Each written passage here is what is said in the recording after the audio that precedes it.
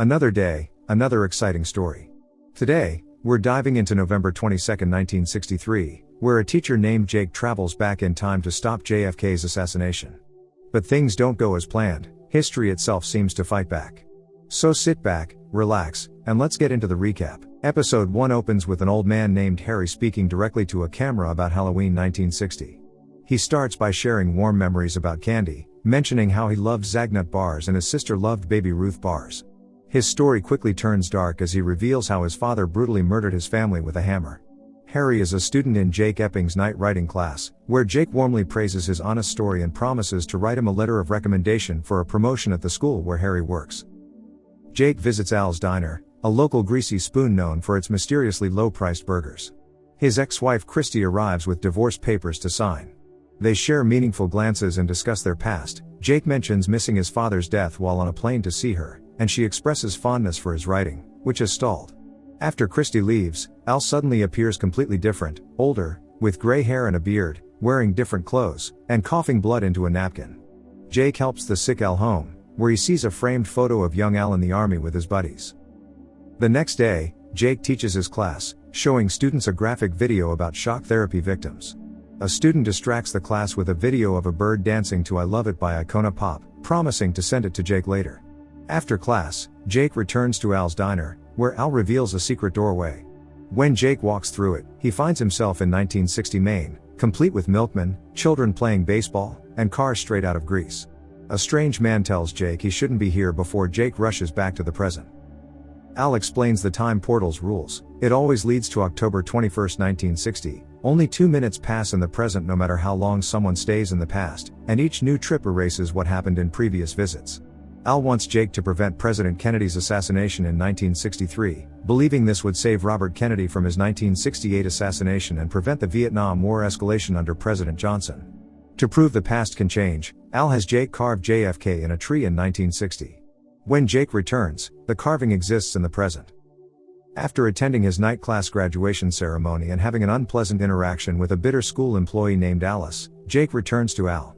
In a room covered with newspaper clippings, Zapruder film screenshots, and Dallas dioramas, Al explains his conspiracy research. He focuses on the 1963 assassination attempt on General Edwin Walker, suggesting if Jake can prove Oswald shot at Walker with the same type of rifle that killed Kennedy, they can confirm Oswald as Kennedy's killer and stop him. Jake agrees to help and returns to 1960 with Al's advice about appropriate clothing and valuable sports betting information. He tries the food at a diner, which tastes better than in the present, and meets a younger, kinder version of Alice. Jake attempts to make money by placing a $100 bet on 35-1 boxing odds, causing tension in a shady bar. When he wins, criminals track him to his motel, but he escapes by showing them the bewildering modern phone video of the parrot dancing to I Love It. After throwing away his smartphone in a river, Jake drives south, passing a Richard Nixon campaign billboard reading "They Can't Lick Our Dick," and encountering his first experience with racial segregation at segregated bathrooms. While scouting assassination-related locations, Jake meets and flirts with a book-loving blonde woman. They discuss their shared interest in the Manchurian Candidate and of mice and men before Jake learns she's married. When he attempts to contact his deceased father in Chicago, the phone line produces only static, and moments after leaving the phone booth, a car crashes into it. The dying female driver tells Jake he shouldn't be here. Jake stays at a bed and breakfast, where he meets the owner's patriotic son in military uniform. Following Al's instructions, Jake tracks George de Mohrenschildt, Oswald's friend, to a Kennedy campaign rally.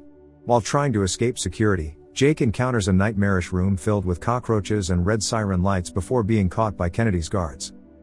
After talking his way free, Jake follows de Mohrenschildt to an upscale Dallas restaurant. Despite the past trying to stop him through various obstacles, a fight outside, a fire inside, a collapsing ceiling, and a disruptive bartender, Jake confirms that de Mohrenschildt is meeting with CIA agents. Returning to his bed and breakfast, Jake finds it engulfed in flames, with the owner's son dead and all his research destroyed.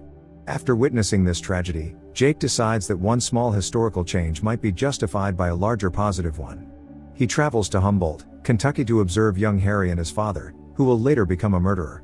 With approximately 3 years until Kennedy's assassination, Jake begins his mission to change history. Episode 2 opens with Jake deciding to make one important stop before returning home through the time portal. After witnessing the disastrous consequences of trying to change time in the first episode, he travels to Holden, Kentucky, to save his friend Harry Dunning's family from being murdered by Harry's father on Halloween night. In the 1960s, Jake discovers young Harry is quite different from the slow-speaking adult janitor he knows in the present. Young Harry is quiet but clever, showing his resourcefulness by keeping spare pants with a local store owner to replace the ones that bullies frequently steal from him. Jake's first priority is finding a place to stay until Halloween night when the murders are supposed to happen. He finds a room with Mr. and Mrs. Price, who regularly rent to men passing through town. Though Mrs. Price is deeply religious and openly suspicious of Jake's intentions, she reluctantly allows him to stay at her house. After securing lodging, Jake visits a local bar where he meets a bartender named Bill Turcotte. When Jake casually asks about Frank Dunning, Harry's father, Bill becomes noticeably uncomfortable and evasive about the topic. Frank Dunning and his friends soon arrive at the bar and, after some drinks, invite Jake to join them for what they call a special outing.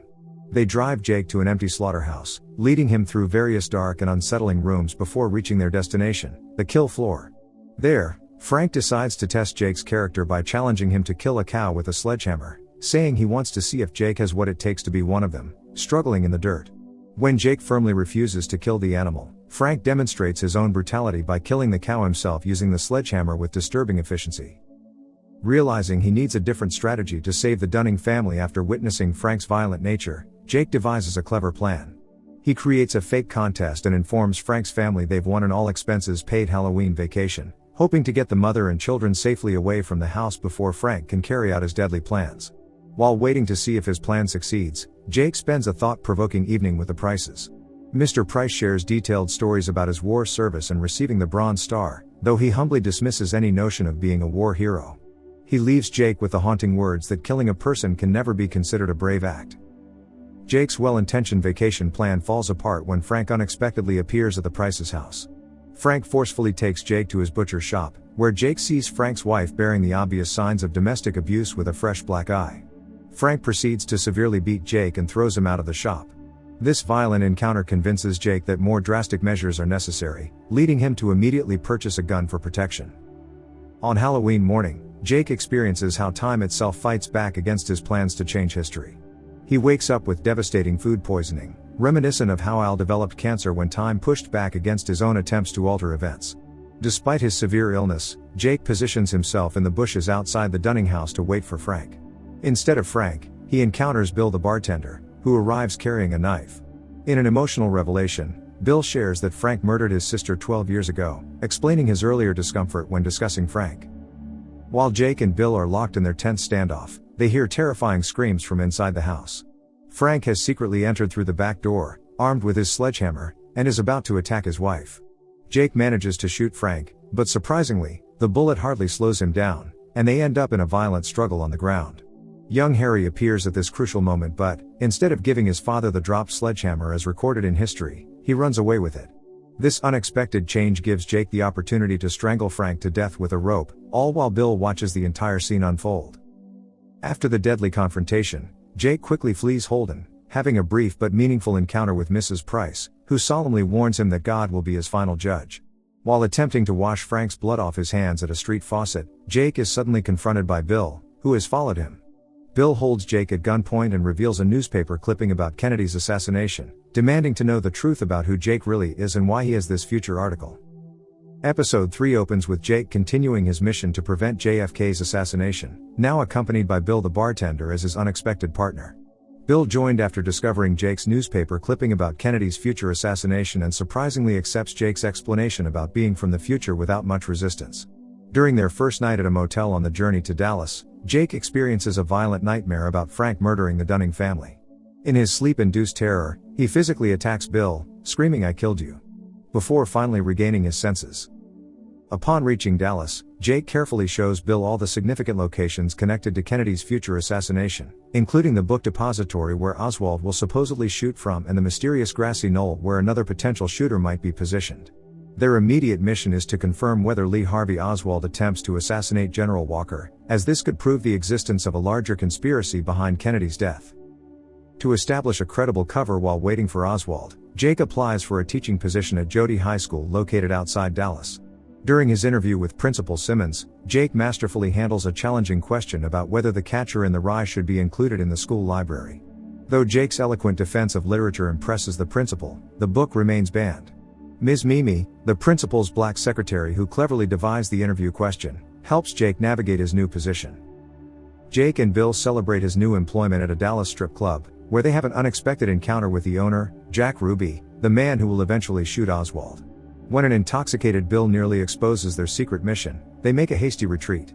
The following morning, Jake carefully rehearses their cover story with Bill, their brothers from Maine who relocated to Kentucky, then moved to Texas following their parents' deaths. On Jake's first day of teaching, he inadvertently creates tension in the school by offering to get coffee for Ms. Mimi, momentarily forgetting about the strict racial segregation of the era.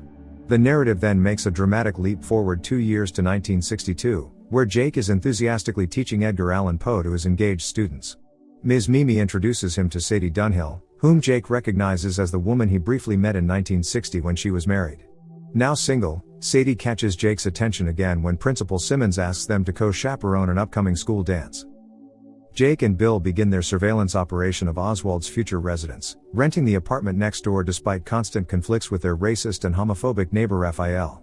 During this time, Jake assists Ms. Mimi when a prejudiced gas station attendant refuses to serve her because of her race. They later observe Oswald's return from Russia at the airport, where he arrives with his mother, disappointed by the lack of press coverage.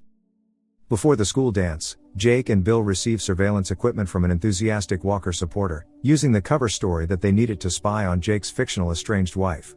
During the dance, Jake and Sadie share intimate moments, including dancing together and catching students attempting to spike the punch. However, Jake is forced to leave early to assist Bill in bugging Oswald's apartment.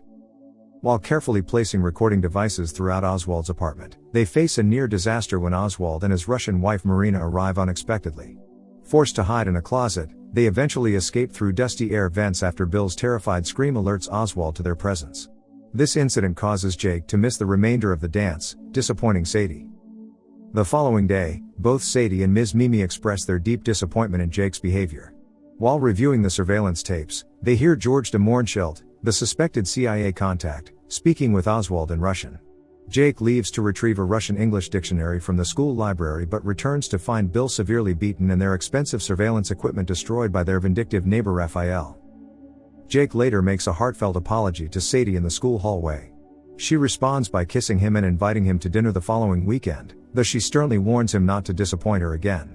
The episode reaches its climactic conclusion at a General Walker rally, where Jake and Bill witness an intense confrontation between Oswald and Walker. In a chilling display, Oswald violently confronts Walker, repeatedly calling him a fascist and making an ominous threat to kill him, all while de Mohrenschildt observes the scene from within the crowd. Episode 4 opens in late March 1963, weeks before General Walker's attempted assassination. Jake and Bill have moved to an apartment directly below the Oswalds to conduct closer surveillance.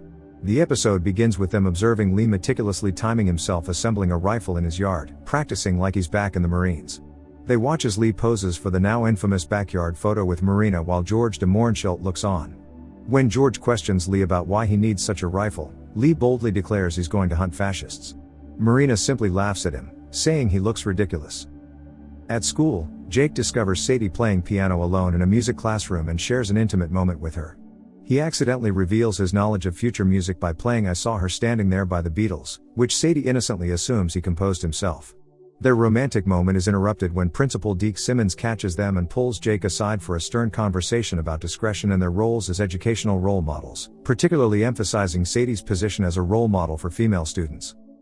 Meanwhile, Jake and Bill's surveillance yields interesting information when they overhear George offering to introduce Lee to his powerful friends. However, their investigation is temporarily derailed when Ms. Mimi arrives at their apartment with serious concerns about Jake's missing immunization records. Her thorough investigation has uncovered that his real name isn't Amberson but Epping. Jake quickly fabricates an elaborate cover story about being an FBI witness protection from the mafia. Though Ms. Mimi appears to accept his explanation, she delivers a powerful warning about the importance of truth and human dignity. Attempting to balance his mission with his growing feelings for Sadie, Jake arranges a romantic evening with her at a hotel room, complete with candlelight and music. However, their intimate moment is shattered the next morning when Jake discovers an envelope containing compromising photographs of their evening together. During this time, Bill's fascination with Marina intensifies when he encounters her while returning her daughter's lost doll, showing clear signs of growing attraction. Jake and Bill's investigation leads them to follow Lee and George to what they believe is a clandestine CIA meeting. Instead, they find themselves at an upscale brothel where entry requires a password, Candy Bar. Their surveillance is cut short when police raid the establishment, resulting in their arrest. Principal Deke reluctantly bails them out, adding to his growing concerns about Jake's character. The situation becomes more complicated when Jake notices Sadie talking to her ex-husband Johnny Clayton at school. In a deeply personal conversation, Sadie reveals that Clayton refuses to grant her a divorce and shares disturbing details about his abusive behavior, including sexual deviance involving clothespins and violent reactions to her responses.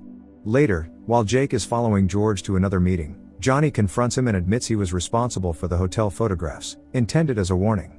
Jake responds with fierce threats, demanding Johnny grant Sadie her divorce. Meanwhile, Bill's emotional stability deteriorates as he monitors the Oswalds through their surveillance equipment.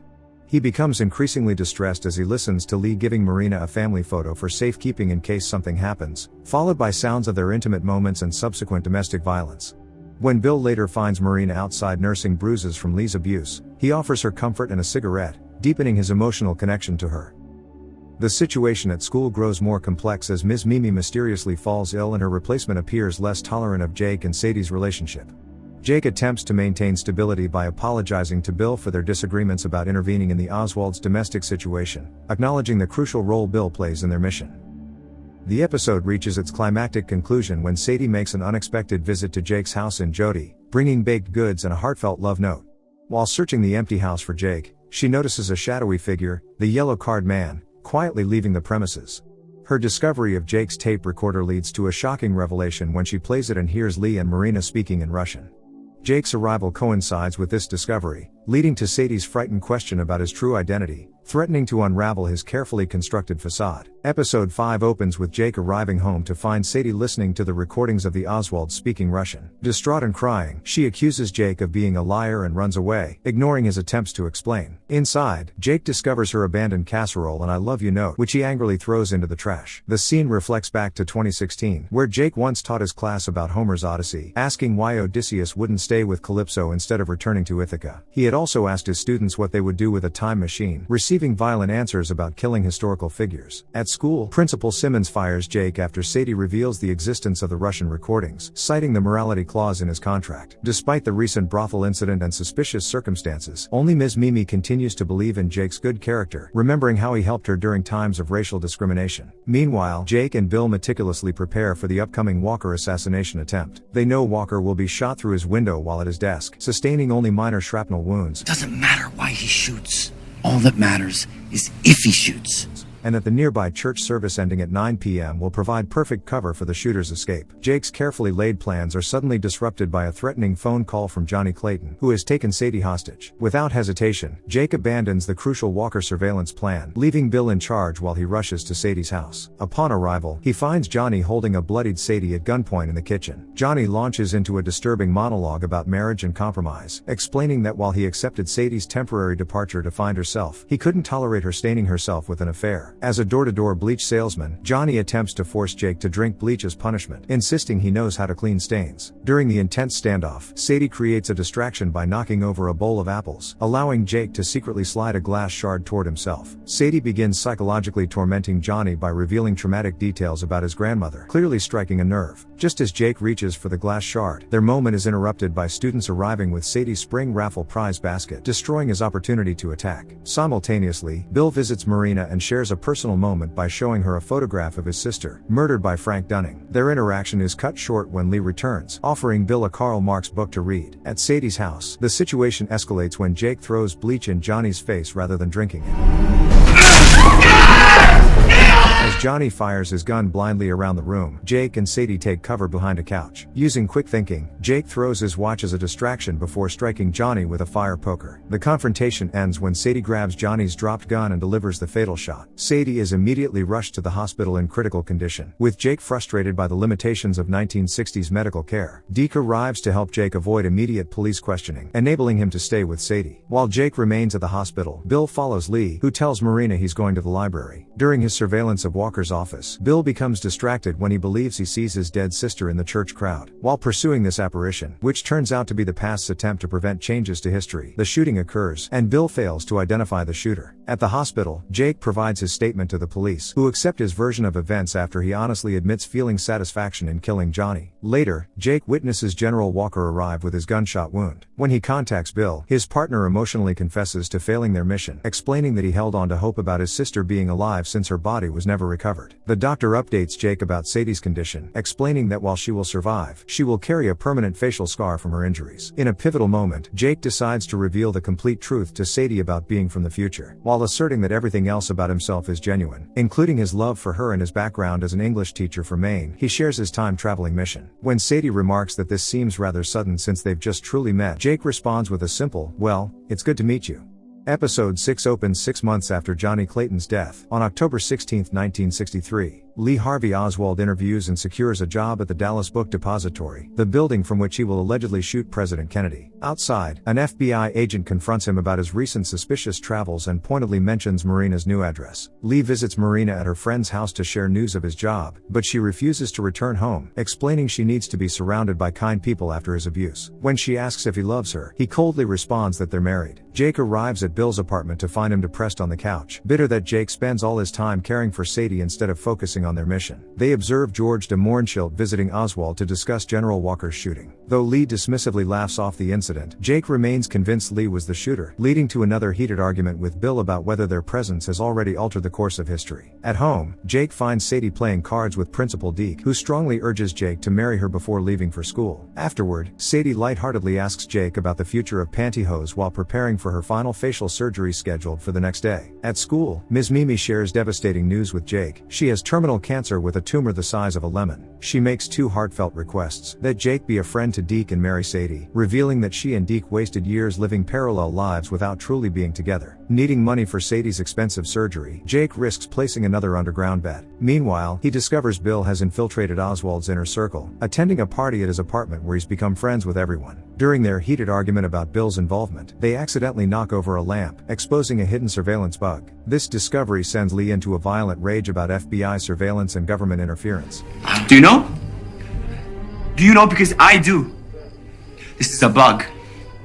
The situation deteriorates further when Jake catches Bill kissing Marina through a window. Their confrontation turns physically violent, with Bill revealing his months-long affair with Marina and ultimately pulling a gun on Jake, ordering him to never return. When Jake shares this development with Sadie, she suggests involving the police, but Jake explains the impossibility of that solution. At the hospital before Sadie's surgery, Jake spots the yellow card man suspiciously following her into the operating room. He frantically breaks in just in time to stop the surgery when doctors realize Sadie wasn't receiving oxygen, potentially saving her life. Later, Jake makes a chilling discovery when he witnesses Bill and Lee examining Lee's rifle on the porch, leading him to the terrifying realization that Bill could be the second shooter in Kennedy's assassination. Taking decisive action, Jake tricks Bill by claiming Marina is in labor at the hospital, but instead drives him to a mental institution. Bill's frantic ranting about Jake being from the future convinces the doctors to keep him committed. Jake then confronts George de Mohrenschildt, pretending to be CIA. Under pressure, George reveals he's not part of any conspiracy but simply helps the Oswalds because he and Marina share a connection to Minsk, and he gives money to Lee because giving it directly to Marina would trigger Lee's violent tendencies.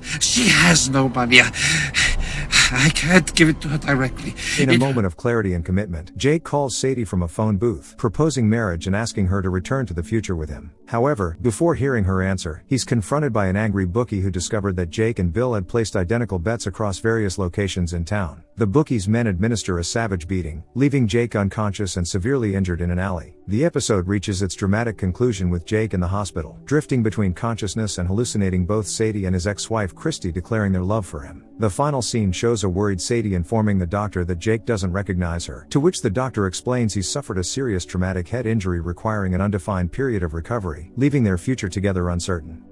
Episode 7 opens on November 5, 1963, 17 days before Kennedy's assassination. Jake awakens in the hospital, his mind cycling through multiple realities. He sees Anderson Cooper reporting on modern television about presidential politics, then his ex-wife Christy appears at his bedside showing concern. Al materializes as his doctor, angrily berating him about failing the Kennedy mission. The hospital staff tries various methods to orient him, but Jake remains confused until Sadie's voice finally anchors him to reality. His memory loss is severe. He can't recall what JFK JFK and LBJ stand for, doesn't recognize photos of key political figures, and has no recollection of his surveillance mission or the beating that landed him in the hospital. A week into his recovery, Lee Harvey Oswald storms into the FBI office, demanding to speak with the agent who's been following him and Marina. The receptionist calmly informs him the agent isn't available, but Lee insists on filing a formal complaint. His paranoia about government surveillance has intensified since finding the bugs during his birthday party. He repeatedly emphasizes his name to the staff, demanding they write it down correctly, showing his growing obsession with recognition and respect from authority figures. Upon hospital discharge, Jake's confusion manifests in concerning ways. He calls Principal Deke Frank, believes he's married to Ms. Mimi, and can't remember basic details about his life in Dallas. The nurses explain his memory might return gradually or not at all. While signing release papers,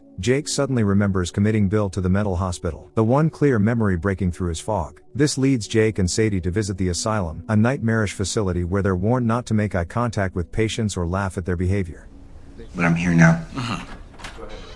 They find Bill dramatically changed by weeks of aggressive electroshock therapy. Once sharp and motivated, he now repeatedly mumbles about Jell-O and denies the possibility of time travel, insisting such things only exist in comic books. When Jake tries to help him remember their mission, Bill responds with heartbreaking clarity, "If you're my friend, why did you do this to me?" The visit ends tragically when Bill, overwhelmed by the confrontation with his past, jumps to his death through a window while Jake and Sadie handle his release paperwork. The story tracks through crucial November dates. By the 15th, Jake remains heavily dependent on pain medication that clouds his thinking. On the 17th, after Sadie confides to Deke that Jake doesn't want to be helped, Jake finally agrees to dispose of his pills and asks Sadie to recount their last phone conversation before his beating. Meanwhile, Lee receives a visit from his mother, who carries his second-grade report card like a precious relic. She reads aloud the teacher's glowing assessment of young Lee's potential in all areas, her voice breaking as she wonders what happened to that promising child. Lee insists that boy still exists, though his mother's expression shows doubt. On November 18th, Lee discovers the newspaper article detailing Kennedy's upcoming Dallas visit. He studies the motorcade route intently, noting it passes directly by the book depository. The next day brings Jake's first major memory breakthrough when he recalls his Dallas address on Madison Street. He and Sadie conduct a determined door-to-door search, facing skepticism and hostility until they reach Lee's apartment, where he surprisingly recognizes Jake from his birthday party. During this unexpected visit, Jake's memories about Lee suddenly flood back, including Al's crucial instruction to eliminate him. Jake secretly grabs a kitchen knife but hesitates when Lee enters carrying his baby daughter. Later, when Jake attempts to act alone, Sadie catches him and forcefully argues against being protected for her own good, insisting on helping. They devise a plan to steal Lee's rifle from Ruth's house rather than resort to murder. At Ruth's residence, they find Lee visiting Marina, overhearing an emotional argument where Marina tells him, "No, you think you do, but you're always wrong."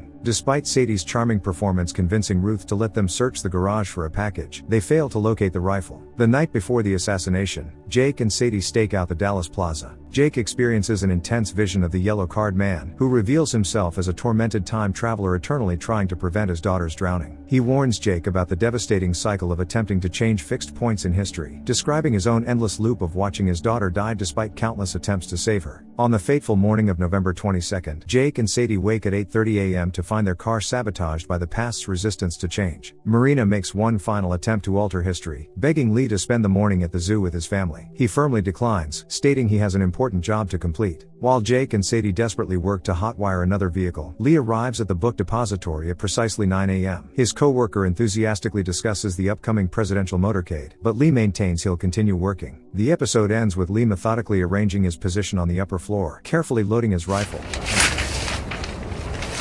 and settling in to wait for Kennedy's arrival. The last episode opens on November 22, 1963, at 12:15 p.m. as Jake and Sadie race to stop Lee Harvey Oswald. Armed with historical knowledge that Oswald's first shot will miss at exactly 12:30 p.m., they encounter an unexpected police barricade that forces them to abandon their hot-wired car. As they run toward the book depository, Jake experiences haunting visions of Frank Dunning and Johnny Clayton, signaling the past's resistance to change. The streets are filled with excited crowds awaiting Kennedy's arrival. This doesn't go to the 6th floor. This way, there are stairs on the other side. In the book depository's 6th floor, Oswald meticulously prepares his position, repeatedly telling himself they will remember your name as he assembles his rifle. The presidential motorcade approaches while various witnesses gather, including the babushka lady and Abraham Zapruder with his camera. The scene unfolds across multiple perspectives as the crowd's excitement builds. At precisely 12:30 p.m., Jake and Sadie burst into the room just as Oswald fires his first shot, which misses Kennedy's car. Oswald immediately turns his rifle toward them, firing but missing again as the motorcade speeds away to safety. The door suddenly slams shut with a thunderous bang, trapping Jake and Sadie inside with Oswald. The room becomes a deadly maze of storage boxes as they play a lethal game of cat and mouse. During the confrontation, Oswald reveals his desire to achieve historical importance. The ensuing fight leads them through the labyrinth of boxes until Jake finally gains control of the rifle and shoots Oswald dead. However, Sadie has been fatally wounded in the crossfire. Despite Jake's desperate pleas for help when the police arrive, Sadie dies in his arms, making him promise to stay with her until the end. Jake is arrested and subjected to intense interrogation. FBI agent Hosty, who had been following Oswald, questions him privately after dismissing the Dallas police. Jake cleverly threatens to expose FBI secrets about Kennedy surveillance, presidential mistresses, and the Bureau's failure to stop Oswald. During the interrogation, President Kennedy personally calls to thank his savior, though Jake only sees his portrait while hearing the famous voice. Thank you. You're welcome, sir.